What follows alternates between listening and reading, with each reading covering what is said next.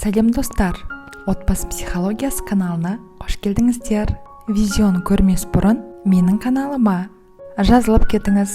Сізді алда отбасы психологиясына байланысты қызықты да және пайдалы видеолар күтуде. Рахмет. Әйеліңізді оңай әрі тез бағындыру тәсілдері. Өкінішке орай, бүгінгі таңда еліміздің кейбір отбасыларында жылылықтың, өзара сүйіспеншіліктің құрметін азайғанын байқаймыз. Әйел отбасының берекесі деп жатамыз.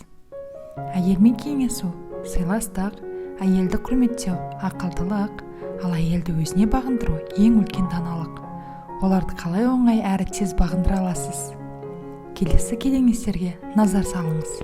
Бірінші кеңес: жылы сөйлеу. Көрші халықтарда жылы сөз салқын судан да жақсы сергітеді деген сөз бар. Ал біздің қазақ жылы сөйлесең, жылан да діннен шығады демей ме? Әйелде сіздің ізгі, ықыласты сөздеріңізді естісе, шыққан күнде шырайыңызды сезінсе, нөсерлеткен жаңбырдай жақсылығын жасай бастайды. Жылы сөздің құдіретіне сіз өз өміріңізде талай көз жеткізген боларсыз. Бірақ адамдардың көбі оған онша көңіл аудармайды. Жылы сөз жан шуағы. Әйелдің ағзасы ауыр жұмысқа лайықталмаған сияқты, оның нәзік жүрегі де ауыр сөздердің мекені емес. Әйел адамға қошемет сөздер айтсаңыз, дәрежеңіз түсіп қалмайды. Керісінше, бұл ерлі зайыптың арасындағы сезімді нығайта түседі. Бұл сөздерді сіз кез келген уақытта, күндізде, кешке де, түнде де және кез келген жағдайда айта аласыз. Екінші кеңес: еркелету. Әйелдер сондай халық, еркелегенді жаны қалап тұрады.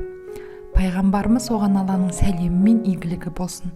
Айша анамыз да оған Алла разы болсын, махаббатпен Хумайра деп еркелетіп шақыратын. Және адамдарға діндеріңнің жартысын осы Хумайрадан үйреніңдер деп айтатын. Сіз де жарыңызды жақсы, тәтті бір есіммен шақырыңыз. Әрбір ұсақ нәрседе сіз өзіңіздің жұбайыңызға сүйіспеншілігіңізді білдіруіңіз керек. Махаббаттың жалынын ұстап тұру үшін жарыңызға деген сезіміңізді жасырмаңыз. Күйеу мен әйел әрдайым бір-біріне жақсы, жылы сөздер мен мақтаулар айтып тұру керек. Күйеу әйеліне өзінің ғашықтығы мен ынтықтығын көрсету қажет.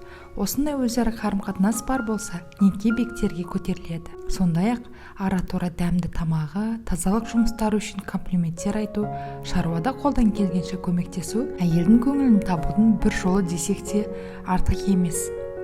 Үшінші кеңес: әйелмен әзілдесіп ойнау. Хадисте келгендей, адамның отбасылық ойындарға жұмсаған уақыты сұралмайды. Үкім шығаруда аса қатал, әділеттікте аса берік Умар ибн Хаттаб, Алла оған разы болсын, еркек адам үй ішінде әйелінің алдында сәбидей, ал көпшілікпен болғанда ер болуға тиіс деп айтқан екен. Айша анамыз да оған Алла разы болсын, пайғамбардың оған Алланың игілігі мен сәлемі болсын, мынадай әрекеттерін баяндайды. Хайыз кезінде ыдыстан су іштім де, Алла елшісіне оған Алланың игілігі мен сәлемі болсын бердім. Ол аузын мен ішкен жерге қойды да су ішті. Жілік кеміріп отырып оған ұсынып едім, ол менің аузым тиген жерден мүжіді дейді. Пайғамбар оған Алланың игілігі мен сәлемі болсын. Әйелдермен әлсілдесетін, еркелететін, тіпті ойнайтын. Айша анамыз оған Алла разы болсын айтады: бір күні Алла елшісімен оған Алланың игілігі мен сәлемі болсын аңға шықтым. Мен ол кезде жас әрі ары қыз едім. Пайғамбарымыз оған Алланың игілігі мен сәлемі болсын басқа адамдардан алға жүріп кетулерін өтінді. Сонан кейін маған: екеуміз жүгіруден жарысайық деді.